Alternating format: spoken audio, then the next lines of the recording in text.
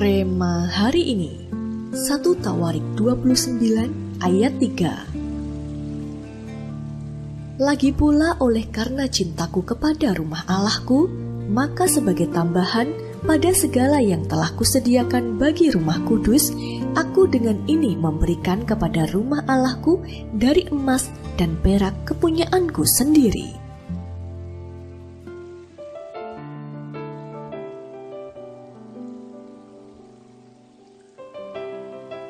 Ada seorang lelaki diminta untuk mengecat sebuah perahu. Ketika ia mengecat perahu itu, ia menemukan sebuah lubang kecil di lambung perahu dan menambalnya diam-diam. Ketika pengecatan selesai, ia menerima upahnya lalu pulang. 2 hari kemudian pemilik perahu mendatanginya dan memberikan uang tambahan yang bernilai sangat besar. Tukang cat itu terkejut dan berkata, "Aku sudah menerima upahku, Tuan." Pemilik perahu itu merespon, "Ini bukan upahmu mengecat. Ini untukmu karena sudah menambal lubang di lambung perahu itu."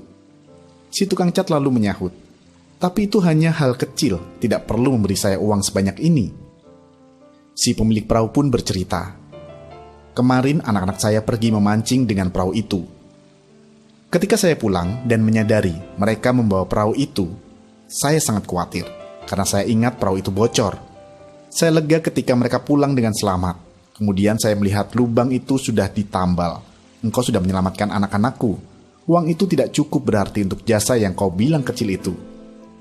Seperti kisah si tukang cat, terkadang kita tidak mengetahui inisiatif kecil kita bisa berdampak begitu besar. Inisiatif ini pun dimiliki Daud dalam membangun Pondok Daud. Tuhan tidak memerintahkannya, tetapi hatinya yang begitu mencintai Tuhan, mendorongnya untuk melakukan sesuatu yang menyenangkan hati Tuhan. Kalau kita diperintahkan Tuhan untuk taat dan setia, kemudian kita taat dan setia, maka itu baik. Akan tetapi kalau tanpa diperintah Tuhan, kita melakukan sesuatu untuk Tuhan, itu luar biasa. Demikian juga dengan kita sekarang. Ketika kita diharuskan untuk ikut Pondok Daud dan kemudian kita ikut, maka itu baik.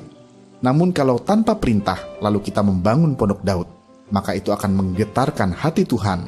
Sehingga tidak bisa tidak, kita akan menjadi kesukaan Tuhan dan mujizat penyembahan beserta berkat-berkat-Nya tercurah atas hidup kita.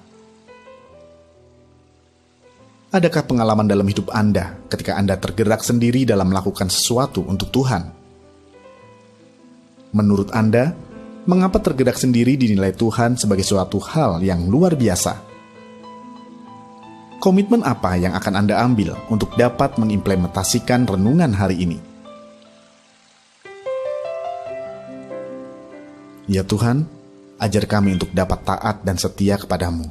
Kami rindu tidak hanya sekedar taat yang biasa-biasa saja, namun kami rindu hati kami senantiasa tergerak sendiri untuk melakukan segala sesuatu yang menyenangkan hatimu. Di dalam nama Tuhan Yesus, kami berdoa. Amin. Taat itu baik, tetapi melakukan sesuatu untuk Tuhan karena tergerak sendiri itu luar biasa.